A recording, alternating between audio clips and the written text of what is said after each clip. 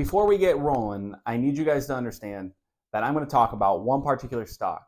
I've talked about this stock before, but this is not a recommendation to buy, sell, or do anything else with this particular stock. I just want to give you guys some overall concepts behind it. In the month of June, our major market indices, all outside of the Russell 2000, all rose. So your S&P 500, your Dow, and your NASDAQ all rose while the Russell 2000 continues to lag. The main points I want to make this month are around the company that is NVDA, and then what is the state of money markets as we look at the rest of the year, and how that affects what I believe the market will do in the short term being the next 6 months and the longer term being the next year, year and a half. If you've been watching my videos, you've heard the name NVIDIA. What I need you to know about this year as opposed to last year, where it was part of the Mag 7 that led to a significant amount of the S&P 500 or the markets increase over 2023. Well, this year, NVIDIA is leading the charge. It is producing 30% of the overall return for the S&P 500 year to date. That's right here. It has a market cap of about 6.6%. That's how big that company is in relation to 500 or technically 503 other companies within that index. So as NVIDIA goes, the index as a whole is going. That's neither good, bad, or indifferent. I just need you guys to know that because one company right now is producing so much. NVIDIA is up 150% in relation to these other companies, your Microsoft, your Apple, your Google.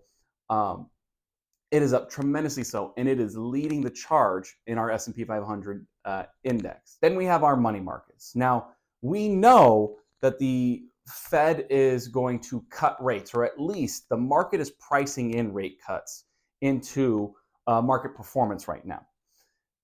If the Fed does cut rates, our money markets start to come down. So we're starting to see more of a turn out of cash, out of those liquid money market accounts, and more into the market. And this is where I believe that we're probably not going to see a downturn the rest of the year.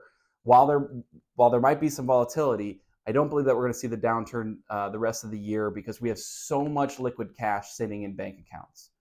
And going into 2025, I think that run will continue, and we're pretty optimistic right now. Now remember, we are buy and hold long-term investors. So the money that was in money markets should not be seen as long-term investing.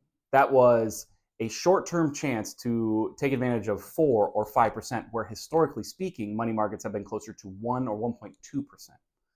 So we might need to either repurpose some of that money, or we might need to look at other opportunities to participate in the short term and still make a fair amount of yield.